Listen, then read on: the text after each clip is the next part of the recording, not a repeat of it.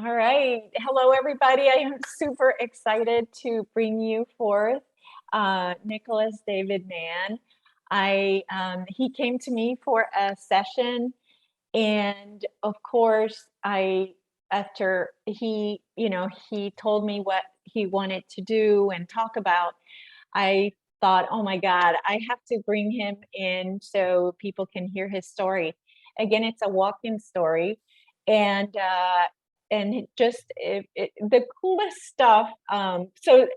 Nicolas David, welcome here, and thank you for taking time out of your day. I know you're super busy, and I really truly appreciate you taking the time for this. Thanks for having me on the show here, Elisa. Looking forward to it. Absolutely. So I will start with the reason why Nicolas David came to see me. And it was number one, to understand about his walk-in's soul mission. So he knew that he had a walk-in. So we'll have him tell us how all of this happened, because his story is truly fascinating. Then he talks about having flashbacks of being on a spaceship looking down on Earth. So we find out about during the session as well. And also being in a space military as a reptilian humanoid. So today we're gonna kind of talk about his story, and then maybe a little bit about what happened in the session, what he found out, what he's willing to share, and we'll go from there. So Nicolas David, tell me, or tell us now, everybody, why you came to me and the story that you told me about your life and about being a walk-in and all that cool stuff. Probably for the past 10, 20 years, I've been having this regular flashback. And every few months, I'd have this vision of myself staring out the window of a very big mothership, looking down on Earth, this beautiful blue, white, green, or blue-green globe. And I always wondered what was going on. And I discovered I was a walk-in, which is where there's a change of soul at a very specific time and location to bring a much more high frequency soul into a body, because it wouldn't be possible to arrive in the body at conception, because my mother would have miscarried because of the vast frequency difference. So the first soul came in, it was much softer energetically than me for the first 11 years. And then it was August 1972. Beginning of August 1972, I walked in, and a much more powerful being arrived in the body, much more assertive. I distinctly remember shouting at my father, which I never used to do because I thought he was being very unfair on my mother. The other very interesting thing about that time is that I read Drumbelow Melchizedek's, he's a walk-in as well, book, The Ancient Secret of the Flower of Life. And he talks about a solar flash that occurred at the beginning of August 1972. And there was a good chance we'd be entirely vaporized on Earth. And I think it was the Syrians said to I think it was the Galactic Federation or whoever was the governing body, that we need to preserve Earth, because we don't, the whole evolutionary process of mankind and ascension will be wiped out after 26,000 years or however long we've been at this. And they said nothing will survive it. So they put a holographic Merkaba around the Earth just before it happened, which basically maintained our view of the galaxy and the stars exactly as it is, while this solar flash went past Earth. I think it nearly went to Mars, and it definitely would have vaporized us. So that would have been the end of this game of separation, what they would have been experiencing from spirit, from source. So I walked in a couple of days after that, and I figured out that's because it was known that the Earth would survive. No point coming into a body if Earth was going to be destroyed. So that was a very interesting thing I learned about. And how was I? Early 30s. I went to a Flower of Life workshop. So there's a specific timing to arriving. Very specific timing to arriving. And I also have very clear memories of traveling as a soul on the cosmic grids across the galaxy, coming through many star systems, coming to Earth. This sort of started happening more and more for the past 10, 15 years as well. And I was wondered, okay, where do we come from? How did we get here? Clearly it was one way I decided to come to Earth or come to the ship, but there's a clear memory of being on those grids. And so there's all these bits and pieces appearing, and then some much more strange things have been happening. In probably the mid-90s, I was living in London. I was in my flat or apartment, you call it in America. Mm-hmm. One morning I woke up and I was floating above the bed, maybe 6 inches. I woke up and then I sunk into the bed. And I'd figured out I'd woken up a bit too early for whoever had been teleporting me out. Clearly I'd been teleported out, dematerialized, but I woke up about probably 10 seconds too early. And then I sunk into the bed and I'm thinking, well, what happened there? You know, you don't sink into your bed when you wake up, you're in your bed. Okay, and I was on top of the bed, okay, on top of the covers, not under the covers. So something had been going on. Clearly they were going to put me back under the covers, but obviously I got triggered and woke up. So that was pretty strange. I didn't quite know what to do with that. Then later in the 90s, I was in, where was I? I was in California camping with friends at Yosemite. And I woke up one morning and then my friend, she took me aside and said, Nicolas, I was awake about 3 and I was looking over to you and your sleeping bag collapsed, you just disappeared. So another dematerialization. Then she said about 7:30 you reappeared and the bag inflated again and you were back and you woke up. Just thought you want to know that. so that was telling me this teleportation thing, which is completely, had no idea who was doing this, was someone was doing something and I wanted to know, well, who's doing this and why are they doing this? And I was having I could see little burn marks on my body. It happened after each one. Clearly it's re-entering back into this dimension. Really? Where was this? Very light sort of brown, just on the skin, on the arms. There was some strange marks. Okay, was it a grid pattern or no? No, it was more like little crescents, occasional little random crescents. I think it was. Nothing alarming, it wasn't painful or anything, but clearly that's something to do with the dematerialization process. Wow. So I thought, yeah, Star Trek's real. They have a transporter. I've just done it. But I had no memory of, well, what happened on the other side. And that's the bit I was interested in. That's why I came to you. One of the things in the quantum hypnosis session, you took me back and we recovered the memory of, well, what happened when I beamed out. And it was a very clear memory of waking up on the mothership. And I've been reading a Leonard Vernan's book, A Gift from the Stars. I've been reading about all the different extraterrestrials in there.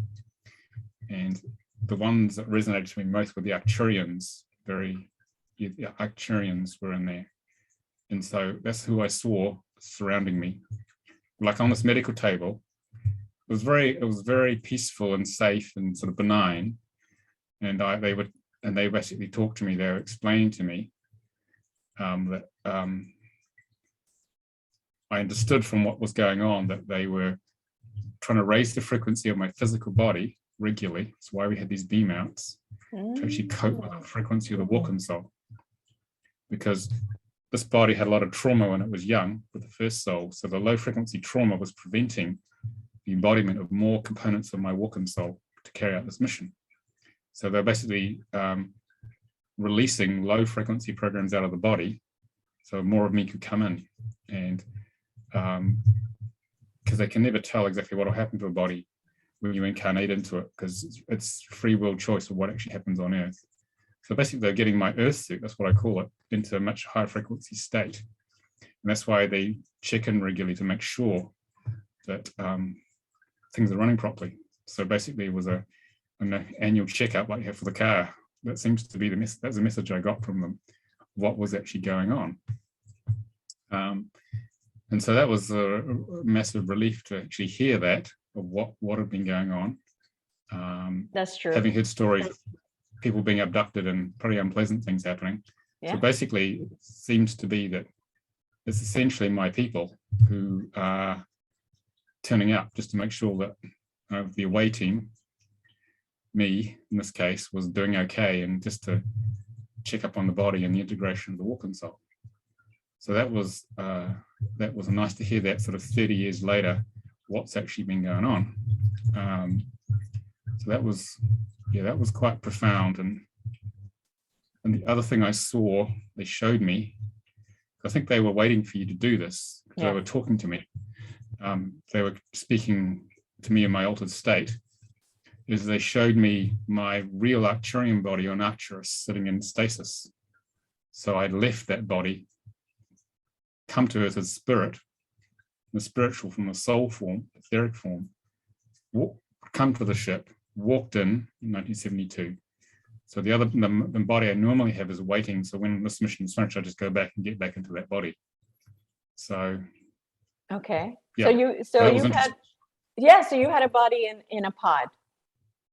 Yeah, a body in a pod, waiting. Yeah. My normal body is in a pod, sitting, waiting for this mission to complete, whenever that is.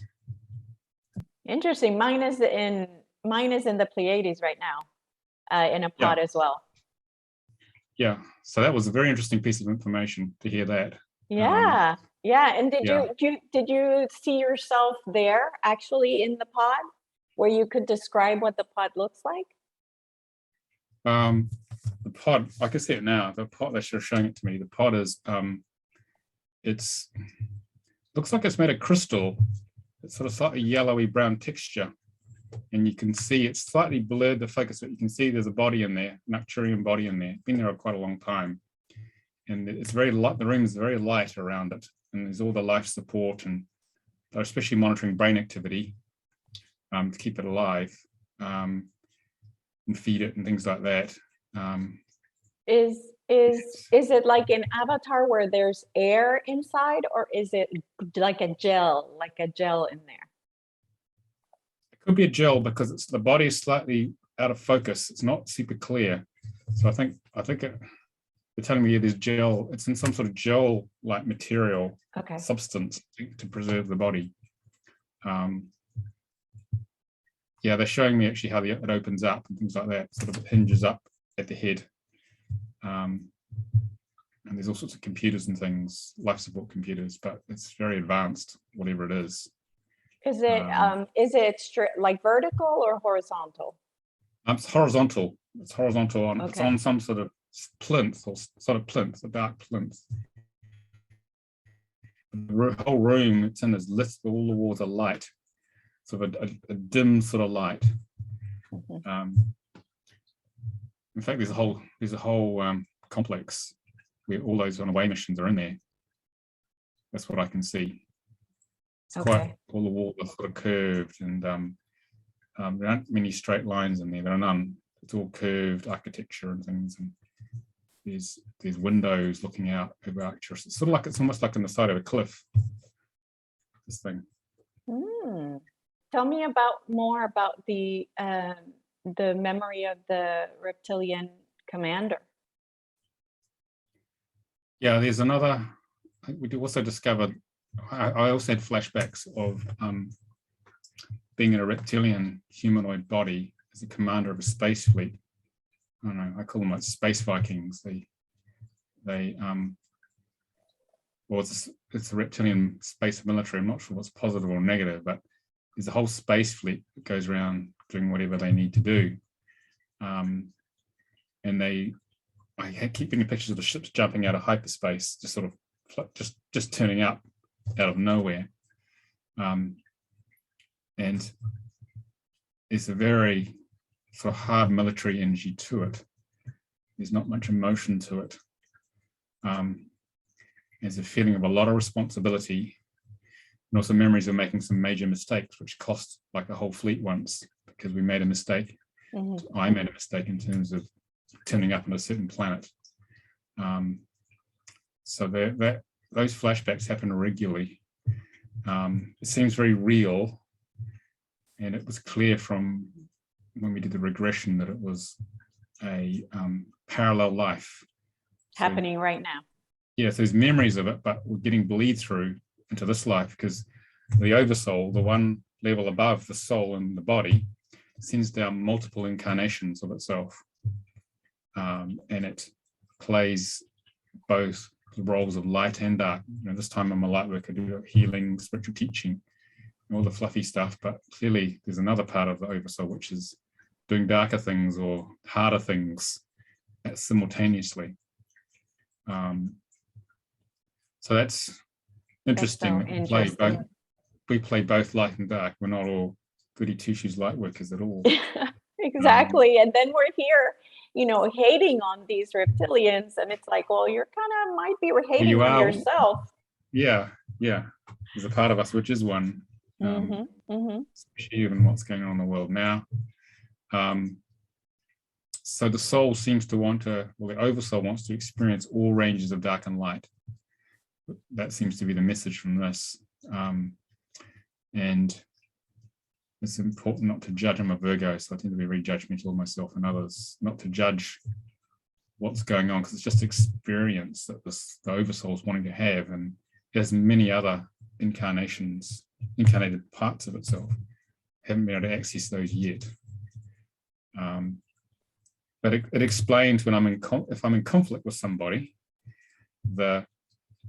it seems that harder strategic military energy comes through, and it's completely different to who I normally am. It's very hard to resolve that paradox emotionally. I've given up. It's just there at a certain time, but it's needed for my own protection. It just comes through, and it won't abide anything to cross people to cross boundaries, or it'll just act. And then the feelings that come out of it are very non-human. It's almost like I can feel this thing just wants to go and hunt something or hunt someone. Wow. And it's not human the way the average human functions at all. It's very purposeful, almost like no emotion. Its natural instinct is to hunt things. Wow. A bit disturbing when this first occurred, but I've sort of got used to it now. Yeah. You're just integrating part of you, right? Part of the whole. Yeah. That's amazing. So I want you to talk to us more also about how, the whole idea too of how this walk-in came into your life and how you got into your soul purpose, because the idea of this walk-in coming in was for you to have a specific mission in this lifetime. So there was also some of that to the session too, of finding out, if you were doing the right thing, or, were you in the right path, right, of the spiritual path and all that good stuff. So tell us the story of how, do I remember correctly from your interviews on Gaia.com that you actually remember the process of coming into your body? Do you actually remember that process? Or was that drawn below? No, that was, I was talking about my ex-wife, where Almira, where she had a conscious walk-in when I was doing light body integration work on her, and the medical core, the team who manages the whole process, they said to me during the session that I think it was like, okay, at 5:57 p.m. there's going to be a change of soul, and she needs to be at a certain stage in this what we call highlight integration process, so she's ready to receive the soul. And at exactly that time, the first soul left the body. I could see it coming out the crown. It's like white mist came out, it paused. As it paused, the new soul came in the body, and they were talking to each other very briefly. And then the original soul left, and the new one went in the body, and a different person got off the table. That's what I was talking about, I think, on Gaia. Wow. So I've observed it happening in person, and it was exactly at the time the medical girl said it would happen. Wow. I know you also mentioned it's astrologically connected as well. Oh, yeah. Very specific. With a walk-on, it comes at a very specific time and location to get a new astrological chart. Okay, because it's very important.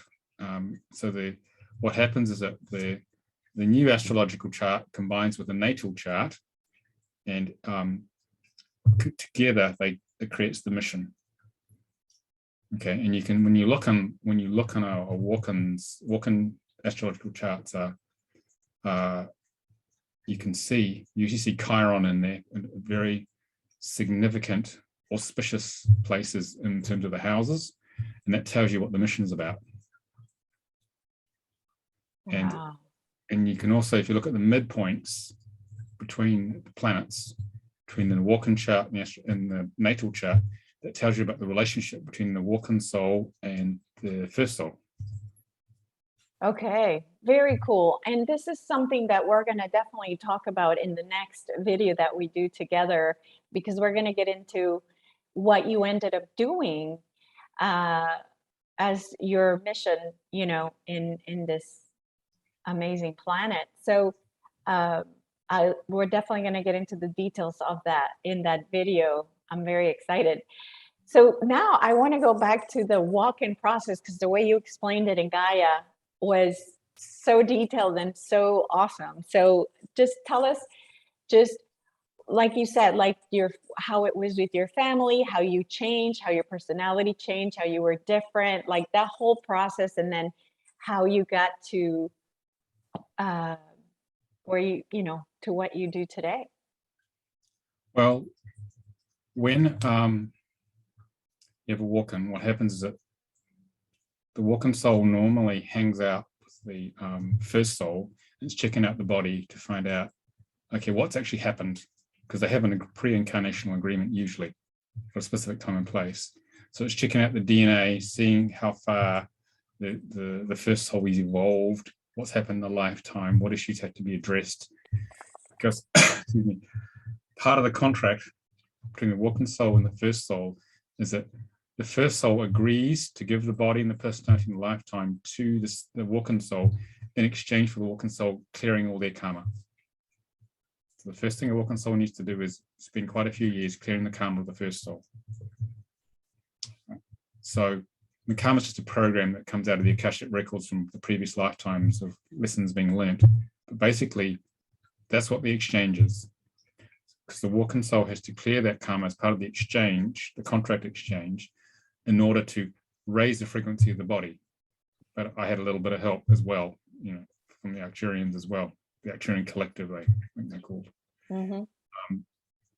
So I came into quite a dysfunctional body. It was a very tough life for the first soul. So what happens when the first soul leaves is it pulls all its energy from all the cells, all the strands of life, of soul life force, pulls it to the pranic tube, then it exits out the crown, and then so the body feels like it's going to die, because that's how you actually, when the body dies, you leave out the crown. It's exactly the same.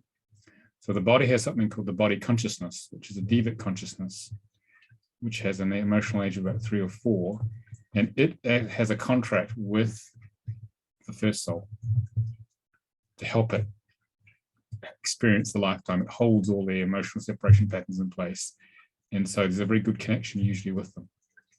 So when the second soul comes in me, the body consciousness goes, well, who are you? We didn't sign the contract with you. This is not part of the deal. So you have a bit of a problem here initially. So the body consciousness, the body's divas, can start rejecting the first soul. And that can come in the form of autoimmune issues. I had a lot of hay fever when I was younger. I think that was a reason. And I was, and they also prevent the body, the walk-in soul coming fully into the body, because they don't want it there. Because as far as I'm concerned, I was an interloper. You were a what? An interloper. I was intruding interloper. Their space. I shouldn't be there. So that makes it difficult. So there's a bit of a fight going on between the walk-in soul and the divas. Oh, wow. The walk-in soul's trying to come in, and the other ones say, no, we're going to push you out. So that means also it's hard to ground initially if you don't have the right sort of work, walk-in integration work to do that. So I was very ungrounded when I was young. I think it was just because of the way I was built energetically, but this didn't help. Right. Didn't help at And all. I don't know if we mentioned the age. Did we? 11 years. 11 years. Okay. Nearly 12. Yeah, nearly 12 when this actually happened. Mm-hmm. But the feeling that I had was that there was definitely a lot more strength, and because it came into a child's body, which is easier than coming into an adult's body. When I was a young teenager, probably 13, 14 onwards, I knew there was something special I was here to do. It was a very strong feeling. I knew I had to find it. And that's the walk in trying to remember its mission. But it's in the personality, because it's about the personality discovering what the mission is. So I was very much searching for that. It got especially strong when I was late teens, and I discovered I couldn't find it at school or university or work as I grew older. And it was like someone was hiding a big secret from me, very big secret. And so it drove me to travel around the world, all over Asia and Central and South America, going to all these spiritual places and the Himalayas and the Andes, trying to find this purpose. And I got exposed in Asia, this is in the late 80s, to Buddhism and all the spirituality, which we didn't really have in New Zealand in the same way. And that's where I made a good friend in Japan who introduced me to Frank Alpa, who was a metaphysician. He was in Arizona, and they handed me this brochure for a workshop called the Carousel of Growth. It was from the beginning of 1990, and as soon as I picked it up, it was like I was magnetized. That I'm going to go to this.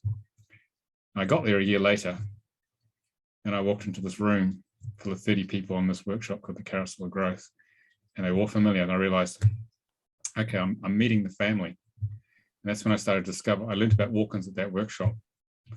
And I got the walk-in time off him as well. He tuned in, and it was accurate, very accurate. And so that was the beginning of my spiritual training and awakening. I'd found what I was here to do on Earth. And it wasn't about going out and having 2.4 kids in a job and all the conventional things we do. It was about bringing spirituality to Earth. And I've discovered since then, that was a big breakthrough. And I've discovered since then that part of my job is to be a custodian for sacred knowledge, and to expand it and preserve it, preserve the original transmission, because it's very easy to lose the transmission of high frequency knowledge because it gets translated through the human consciousness and gets distorted. So my job was to preserve this knowledge that came to me and then teach people different bodies of sacred knowledge, and sort of hold that high frequency beacon. Because as I emotionally healed myself over many years, it meant I became more conscious, it meant more of the walk-in soul came in. So the high frequency of the walk-in soul could hold that high level of consciousness to hold that body of knowledge so it didn't get distorted. So it was here to help mankind grow in consciousness. That's the primary reason for the mission. And to wake up as many people as possible in the process. Wow. And did that come to you, or did you find somebody told you when you went to that workshop? No, it's just something I've become aware of, because it's just seen with your intuition. Mm-hmm. Yeah, just the pattern of what's going on, and when the information that comes to me, I seem to it seems to be I attract sort of very sacred bodies of knowledge, or I'm asked by spirit to take that knowledge and expand it and teach it and share it, deliver sessions in it, so to wake people up. So that just came out of experience, because I did a normal corporate job up to 97, then I left to do what I'm doing now at the Centre for Conscious Ascension, just to wake people up for the past 25 odd years. That seems to be the common theme. Seems to be to help lightworkers who seriously want to wake up and seriously want to deliver their mission. So the Walker's mission is really to help other lightworkers who are ready, who are the early adopters in this sort of business, and really are determined to bring their mission online, to help them come online with the best possible tools. That's the mission I discovered in the end. That became clear in the past decade. Because a lot of the time I was just going through what felt right, but I didn't have the big picture. It took a while for the big picture to come. What's really going on? But it was sort of revealed to me in its own good timing, really. Yeah, it's all in divine timing, isn't it? It's baby steps to mastery. Yeah, because you never quite know what's meant to happen, but it's got a lot clearer. Yeah, and the different steps turn up when I'm ready. So life's turned out to be quite different than I ever imagined in terms of what's going on. So yeah. So tell me a little bit more about how your personality changed when the walk-in thing happened, and how your parents reacted and all that. Like, what happened in your life, before and after? Well, I think I was quite shy and before the walk-in, because the soul was nowhere near as strong. But the new walk-in, when the walk-in soul came, I was looking at my family wondering, who are these people? I felt I had literally been dropped off at the wrong planet. That's the terms I use now. Who are these people? I just don't resonate with these people. They seemed almost like strangers, because when you have a walk-in, the emotional body and the mental body and the soul, the spiritual body all leave. All that's left is the physical body, the etheric body, and a sort of residual personality imprint. So I was looking at these people thinking, what am I doing here? They seem like strangers to me. I found it harder to relate to them after the walk-in, because they were going through their own programs from their soul contract that were being put in place by their soul, because we have specific lessons we're here to learn. Yes. And it was almost like I was observing them going through the motions of life, and I didn't feel part of it at all.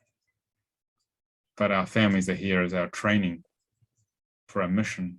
Absolutely. And if we're lucky, we get a bit of love as well. Harsh to say, but that seems to be the reality. Yeah. So I didn't really fit in, actually. I didn't really fit in at all. So I was determined to leave home as soon as I could, which I did at 19 to go to university, and to find my way in the world. I didn't know quite how, but things gradually unfolded. I got out of New Zealand. New Zealand was a very small place. So once I got out of New Zealand in 1987, to explore the world, that's when all this started to unfold. I remember reading a series of books called Masters of the Far East, and they talk about the ascended masters like Christ and other ones who were in the Himalayas. I don't know, probably about 1000 AD or earlier, and it's a description of what they did. And I had this idea. That it'd be nice to meet one. So I was trekking in the Himalayas. When was that? That would be 97. And this old man kept appearing in each village, but he never passed me on the walking trail. But the same one kept appearing 2 or 3 times. He really smiled at me, and then I realized later this was one of these masters, because he must have transported or something, because there were no roads and there's only one trail to walk on. So he just appeared in the next one, even though I just saw him on the other one. It took me a little while to figure that out. So I think they were trying to show me something there. Wow. That they were keeping an eye on me. So that was really interesting to see that. It's a pity I didn't pick it up earlier, because I would have liked to talk to him. So you never did talk to him? No. Oh. I hadn't picked it up. I hadn't picked up on that quick enough to think I better talk to him. But he had a very wise, loving smile. So strange things like that happen. So. Wow. And how did your parents react when you were different? I remember it very clearly. I think they just thought it was just part growing up and, well, being a teenager probably, tend to become a little more challenging and difficult. So they just sort of took it in their stride. I think it's hard to remember, it's so long ago.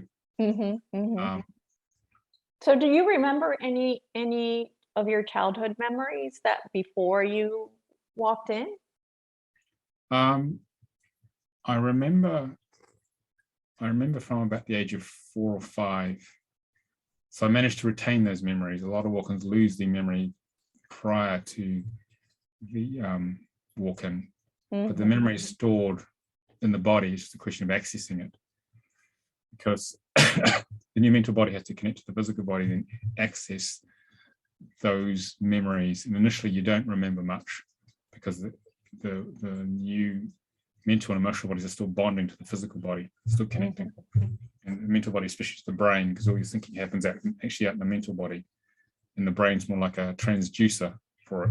It's not all happening in here at all, and they've learned that in science as well. It's actually what's really going on. So I had to connect to the body to actually access the memory. I think that's actually what was going on. After you did the session, was there anything that you felt surprised you, or that you were happy to find out about? I think the main thing was to understand what happened when I was dematerializing. So it's all very well watching it on Star Trek, which I used to watch with my dad, but for actually to happen to yourself, it's like, it's pretty out there. It's like, okay. And I woke up rematerializing. I was a bit in shock for a while, thinking, well, what's really going on? So it was good to have some answers to that. That was something benign and helpful rather than something maybe more sinister, which as happens to some people. So yeah, yeah, go ahead. I've always had this feeling that someone's looking after me. I think it's the ARCTURIAN collective, who I know are helping mankind, and this is me being part of it, actually turning up in a body to help. So yeah, exactly. And did you well, yeah, you did mention that they were getting your physical body ready. That's why they were abducting you. Did you ever see them like at their craft outside, like UFO? Did they ever come to visit you? Occasionally I see ships. England's very cloudy a lot of the time. And I just have a feeling I'm being looked at, and I have an urge to look at a certain part of the sky, and you can see the holographic shielding they have as they come out of the fourth dimension, because you see that there's a discontinuity between the shielding on the craft and the actual real cloud, and sometimes the craft's moving in the opposite direction, the cloud's drifting in the wind, and you see a discontinuity and it's flashing and changing. And it's hard to look at because it's actually coming from the astral plane, and they're coming out of the fourth dimension, and our eyes are designed to see third dimensional things. So it's actually hard to look at, but if you really use your will to look at it, you can tell it's flashing. So you can see the outline of the ship. So they tend to, someone's clearly just checking me out. It feels quite benign, but that happens regularly. Yeah. Okay. So someone's up there. That's so interesting. Is there anything else that you recall from the session? I think they're the main things, really. The main things I want to share today. I think the main thing that came out of it really was feeling a sense of peace, that a lot of unexplained things I've been wondering about were actually answered. My questions were answered of why I have a resonance with certain behaviors which I couldn't understand. Like men have a cycle, like women have a cycle, monthly cycle. And some days we're very sensitive, and some days we're not. And some days I'm quite happy to watch military action movies. Quite enjoy watching that. And other times it's just too intense, can't handle it. And I'll watch a romantic comedy, something which is opposite of that, which is the softer side of me. So that's really interesting that it's sort of that it can be so extreme in terms of preference, but it just depends on, I guess, where the emotions are, and in terms of the monthlies, I call it the man cycle, really. So Yeah. that, I've noticed that as well. So and having some answers to that from what came out of the session was really helpful. It sort of helped me resolve or just accept those very polarized parts of me. It's just the way it is, and not try and resolve the paradox of trying to bring the two together, which is almost impossible given the vast difference between this humanoid reptilian bleed through that's happening and the much softer, caring side with not much in the middle. Sort of one or the other, depending on the day. Right, right. But that's beautiful because as you integrate more parts of yourself, you clear like that energy, right? That the Arcturians were trying to clear from your body, right? It's that energy that's in there. And the more we accept ourselves, the clearer our channel is and the clearer we are. Have you ever had this ability that you have now of speaking to them? Or has it gotten stronger with time? It's got stronger. The channel's got much stronger as I've cleared the body. It's literally just someone's talking in my head. I can just sense them and see them. Oh, you can see them? Clairvoyantly, yeah. Oh, wow. Yeah. When I was explaining about the pod on Arcturus, I'm seeing it as we talk about it. They're showing me. Yeah, wow. Yeah, but that didn't used to happen.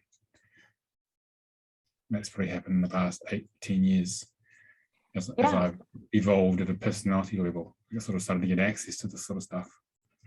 Now, you did mention also that when you had the walk-in that your eating habits change. Can't remember what I was eating then. It does because walk-ins tend to look for very high frequency foods. Usually they're looking for green goo, and blue-green algae is about the closest to it. High frequency food to feed the body.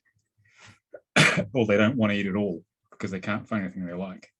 Mm-hmm. Mm-hmm. So have you eaten this blue-green algae? Yeah, I have had it a bit, but I just tend to have organic food. Still a meat eater. I think it's the reptilian part of me. I try to be vegetarian, but it just doesn't Seriously? work. Yeah. Oh my gosh. Yeah. That's interesting. I think it's the reptilian part or bleed through. It can't handle being a vegetarian. I think it's a blood type as well. But that was interesting. I did try for 6 months, but I felt ill not eating it. So interesting. Maybe that'll change, but it's just what the body needs, given the soul forces and influences driving it. So do you have these, I want to call it superpowers, that you are able to speak to them and to your Arcturian family, or probably even, is this your family, or is it like the Arcturians that are watching over you? I think I've spent a lot of time, when someone said to me once that I have an Arcturian forehead, and I looked at it was Tashira Tachirin who trained me in the light body integration work. She said that to me once. No, I think I spent a lot of time in that species embodied, but there are other ones as well. I think that's a prime one. I think I spent a lot of time in, given what's going on. Telling me about 80% of the time I spent there. So. Okay. And so do you, now that you're able to connect to them that easily and that quickly, is that something that you're using in your current work that you do? I mean, there's a guidance team who just are there on an as-needed basis. So they tend to chat to me when things are challenging or I'm not quite sure what to do. It seems quite natural. It's just like just intuition. It's a feeling. There's images, and literally someone talking in my head if necessary, depending on what's going on. But it's taken a long time to get clear enough to receive that. So it seems quite natural. It's not intrusive or anything. It's an integral part of the expression as I've opened to higher consciousness. So if I Seems to be the wanted way. to experience that, what would be your advice? Well, the first thing is undergo what we call light body integration work, which we'll sort of get into in the next video. But basically, I learned that from ARCTURIAN of Angelic Outreach in '97, and it's all the programs, beings, and structures. It's not healing; it's awakening work are removed from you, which block the high dimensional connections. Okay, because we have to go to sleep here, so all those high dimensional connections are cut off. Some, like you, bypass it quite well, but this really opens you up to higher consciousness, and that's when you get really plugged into the higher self so much more. And so basically, it's opening up all the connections. It's like going from the old days we used to have ADSL on telephone wires. Yeah. Now we have fiber to the house. The difference is like that. Mm-hmm. You go from a bit of a connection to a massively fast connection in terms of what you can access. So that, and we do work called Divine Healing, which Almira developed along with two friends of ours, which is using the higher self to dismantle the whole ego constructs like a big onion. And it built it, so it knows how to dismantle it. So it's about taking out all the layers in the right order at the right time. And as those low frequency programs go, it means the body frequency arises, which means it's easier for the soul to embody, easier then to connect to high consciousness. So that's the other major tool. So do you offer both of those right now? I used to do sessions with both of those, but I now focus on training practitioners in them globally to do that. But they are key tools for awakening, because we have to go completely asleep here. So we have a sense we're separate from God. It's called the game of separation from spirit. Then we wake up, which is what lots of people are doing now, especially. Then we reconnect. So we need to go from a journey of being fully separate from source to progressively through the process of like reconnecting our consciousness to source. So the journey of the visceral emotional journey of being that separate, returning to source and becoming lighter in consciousness and going lighter in density and eventually ascending, going through the dimensions, is the whole point of life, really. And these are tools provided from the high dimensions so we can do that consciously. Because the idea is to consciously ascend, to remember having this conversation in these physical bodies, and then to turn eventually to a being of light, and then move up the dimensions. And the main thing is to have the remembrance of this. So the physical body doesn't eventually have to die. It's possible to go consciously. You just change form gradually, but retain the memory. Immortality is retaining memory, because when you physically die, you forget at a personality level, but it's remembering the whole way. Yeah. Yeah. Okay. All right. So then, to give people an idea of what they're going to see in the next video, I want you to talk to us about the work that you started doing. I know you've moved on to now teach people to do it, but like how you took your mission and now created this this center that you've created, and the book also. We want to tell people about the book and all that. So, well, when I was at the Carousel of Growth workshop in 1990 with Frank Harper, he did my soul contract reading, or they call it the spiritual numerology of Moses, where he took my birth certificate name and matched the equivalent Hebrew sounds to it and extracted the inherent Hebrew numbers within it, decoded them on a Star of David, and explained my entire life in an hour. And that was the big awakening. And everything he talked about, I'm doing now, being a spiritual teacher, waking up a lot of people. So that was the first tool. So finding out the spiritual map of life. Well, why are we here? What's our karma we had to overcome? What talents do we have to help overcome it and transmute it, what goals we're here to achieve, and what's our soul destiny or life purpose. So we got to have a map of where we're meant to go. And then the next tool was learning light body integration. I was really drawn to go to that with Teshera Touch Arena of Angelic Outreach to awaken people, to basically reconnect them to higher consciousness. And then the third tool is divine healing, which channeled through in 2006 through our mirror and the two other friends, where the source from many different bodies of knowledge in the high dimensions put together tools so people could rapidly dismantle their egos and dissolve them. So then they could rise in frequency and ascend in consciousness, basically. So there's three tools. There's three tools there. So Soul Contract Work provides the map of where you meant to go, because most people are lost, have no idea where they're going. It's life's sort of a random process, frustrating. You come back and do it again many times. Yeah, and that looks like almost like I wish I would have looked into this more so I could show people. But that's what it looks like a astrological chart, right? Well, it's a Star of David. We use it like the one behind you. Yeah.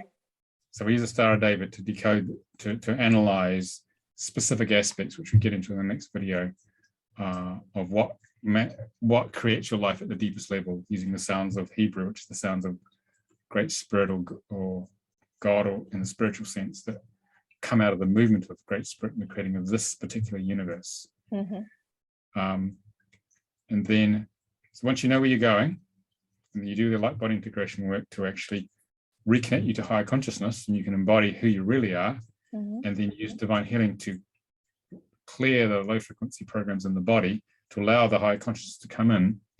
And once you hit what we call a threshold of soul integration, where enough of the ego is dissolved, the soul then becomes in charge of the life. We're no longer at the mercy of our ego, which gets things wrong half the time at least. We're following the flow, what we call the spiritual signature, doing the right thing in the right moment, whatever opens our heart the most. Then life gets a lot more interesting. Because, the mission that we as lightworkers carry opens up much more, because we're not at the mercy of the ego putting all the wrong things most of the time, because it's so programmed to be in a certain way to keep us separate from God. So the soul is more powerful by that stage, and the ego, when the ego is dissolved enough. And so the idea of the work is for light workers to come online and follow what opens their heart, to carry out their mission, because God sends millions of light workers and walk-ins, but only a small percentage actually come online fully. And that's the reason it's a numbers game, and which is why I guess I came to help those who really want to get on with it. With more powerful tools. And something you said that really struck me, because that's how I feel now in my life, is you said that in the Gaia.com interview that once you get to that place, you live the life it just flows, and it's like you're in a different place, because you're living from the love space. So then your life completely changes and literally becomes magical almost, right? So I know it does. If you follow the heart and follow the flow of spirit, because there's a plan from the higher self. We don't have to work anything out, which is usually what we think we have to do. We have to figure out life. If we just let go and let the flow of consciousness comes, you'll be in the right place at the right time. Yes. Things do unfold, and it takes a lot of trust. A lot. That was painful. I have to admit, going through that was painful, but now being on the other side, it was so worth it. Yeah. So you never quite know what's going to happen, but it's about trusting whatever turns out is meant to be there, and learning what you need to learn, or engaging with it, or certain people turn up at the right time. Lots of people who I had agreed to work with in the soul level prior to coming have turned up. And so we're sort of co-creating all sorts of interesting things to help people awaken. I used to be very left brain, sitting in my suit in the city of London in the corporate world, and I try to figure everything out. Me too. Wasn't much help. It wasn't much help. I mean, you're an engineer, aren't you, originally? Right, yes, I am. Yeah, I'm an chemical engineer. So coming from that training to actually letting all that go and realizing left brain was pretty useless for this. Yes. To actually trusting spirit, and it's taken me a very long time to do that, but it's so much easier in comparison. Yeah, it sabotages us so much, that left brain, it's hard to, like you say, kind of veer the ship and try to get it to go, and living from the heart space and trusting. And Virgos, right? We're both Virgos. So Gotta get it right. Gotta be yeah, perfect. yeah, and we like to control, right? We like to make sure that things are happening, and we're planners, and and it's the exact opposite of what we're supposed to be, which is like, go with the flow, whatever happens, happens, but again, it's been a beautiful journey to go from like a totally left brain human being that had to control and plan everything in life, Yeah. to going with the flow, and then seeing the magic of the universe when you allow and you flow. Yeah, it's a long journey, but it's life is a lot happier, Yes. and fulfilling now than it was before I started this journey. Life was very tough and frustrating and confusing, bouncing off the walls of life, because I had no idea what was going on until I received that soul contract reading from Frank Alper. It was like, because he channeled that work through in the 80s from the Soul of Moses, and it was like, it just changed everything. Yeah. So there is a plan. It's not some random thing happening at all. I wrote the book Your Soul Contract Decoded, because Spirit said, it was in 2011, they said, time to write a book about this work, because I spent 20 years doing it. And I want to share that. I want to share. You need to share this with people. There we go. Yeah. Go ahead. So they channeled through how to write the book. Frank helped channel through the case studies. He was speaking to me in a Brooklyn accent, and all the right people turned up. A publishing consultant, the publisher, all these doors just opened. Gaia got introduced to Regina Meredith at Gaia. By a friend of mine, Santi Sidgebear, she was a very big spiritual network in America at the time, and so all the doors just opened suddenly. And so I went from a life of just barely making a living as an alternative therapist in London, to actually doing book tours and having quite a lot of fun. And it was fun recording the shows, because Regina I said, how far can I go, Regina? She said, as far as you want. And most of what you see on the show and Gaia is just first take, because we were just having such good fun talking about the stuff. Yeah, that's why first takes are always the best. Yeah. Always. Yeah. It's very spontaneous, and I was very fortunate, but the universe seemed to have this planned, and it just sort of unfolded, really. So yeah. So life is very interesting as a result.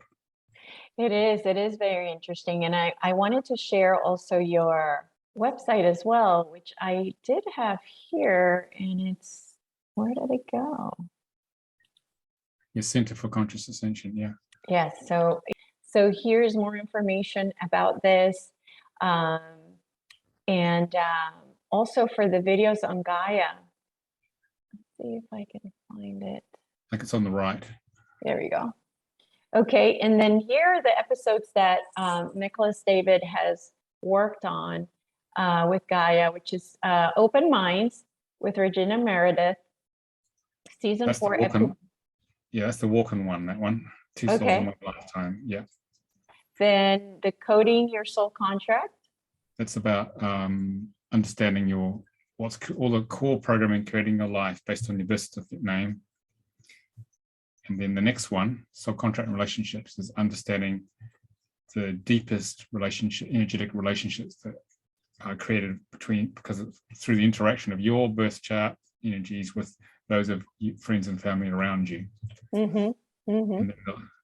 And then the Raising a Conscious Child is about using the soul contract work to consciously raise a child by aligning with their contract, understanding how they're built, and the process of doing that, sort of breaking free of the imprints we have from our parents, which we unconsciously use on our kids, Yes. And doing it much more consciously.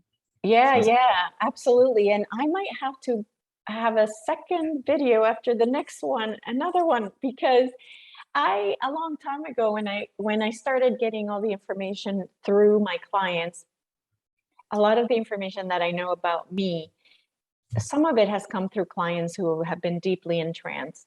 And during that time, we connected with a commander in the Pleiades, and they told me that I needed to help the mothers of Earth, which at that point I didn't feel comfortable with, because I had raised my children like a regular Muggle mother, right? Not a spiritually awakened mother. So I didn't feel comfortable with it. So I started a different series of interviews with different people that know about how to raise children from the space of spirituality and awakening. So maybe we'll have to do another video on that one. That's exciting. So that'll be fun. yeah. So the first person I interviewed was Octavia Vasilis. She channels the ninth dimensional Pleiadian collective. So they explained to us, what we should do, how we should treat them, how they're actually our teachers now. And then the second time, I had like 2 or 3 more videos with Sherry Divban. I don't know if you've heard of her, but Sherry is opening centers called the Aramis Collective, or Aramis something, where she channels with kids that have autism, ADHD, and she's able to speak to their guides, and the guides tell her like what the soul purpose or mission is for this child. And so I've had her a lot of like 3 videos I had of her, talking about, again, how to raise these children. What are these children like? What do they look like? What do they sound like? What they're expecting? And so this would be another one that I could add to that playlist of how to raise a conscious child. And so that would be amazing too, if we could do that as well. Yeah, we can do that. That's good fun. Very important to keep the kids conscious. How children have that look of God in their eye, that deep look in their eyes when they're just born. There's this deep blackness. It's like you're looking at the galaxy or creation. Yeah. The point of raising a conscious child is to keep it there, so they don't lose it, so they don't get shut down by being in the consensus matrix. Yes. Yes. And if you flow with the child the way they're built, looking at their soul contract, then that's possible to happen. So they don't forget where they came from, and they don't forget their mission. Yeah, absolutely. So maybe Nicolas David, maybe for the next one we might be able to do a live one, so we can have people ask you questions about the soul contract that you give to people, and all these 3 tools that you're talking about, how they can get to be part of that, and go to you or your practitioners for this, learning the tools and clearing out so they can become who they want to become. I've been in a mission to try to do the same, to help those that are half awakened to get to the next level. I want them to level up, right? And I feel like they're getting stuck in the trauma, and in releasing those energies that are holding them back. So I think with your process, we really can help these people, which is super, super exciting. So I'm really looking forward to maybe having the next one live, to see if we can get some questions about it. So yeah, we can do that. Okay, cool. Awesome. All right. Well, that's it for today. I am so super grateful. I know that we were brought together for a reason, just like with every other client that comes my way. Really, truly amazing human beings that are here to help Earth. And I'm just beyond blessed to get to know you guys and know what you're doing. So thank you for inviting me to share. Really, I enjoyed myself enormously. Wonderful. Wonderful. All right. So we'll see you guys soon. I'll let you know, of course, when I put it on StreamYard, you'll see when we'll have Nicolas David again, and then you can join us with your questions about what he does in soul contracts. And again, make sure that you check out his website, the Center for Consciousness Ascension.net. So It's not consciousness, Center for Conscious Ascension.net. oh, you know what it is? Because it says consciousness with the ascension at the end. Okay, so, and let me show it again, just because I'm messing it up. I want to make sure I do it right. So here we go. So Let me say it. So it's Center for Conscious Ascension.net. For consciousascension.net. And there you go. It's an American center there. Yes. Yeah. Yeah. So there it is for you guys to go check it out. And I really want you guys to check out the soul contract readings and the healing services, so that way you're able to ask questions of the services too. So, all right. Thank you, everybody, for being here. Thank you, Nicolas David. Thank you. And we'll talk to you soon, everybody.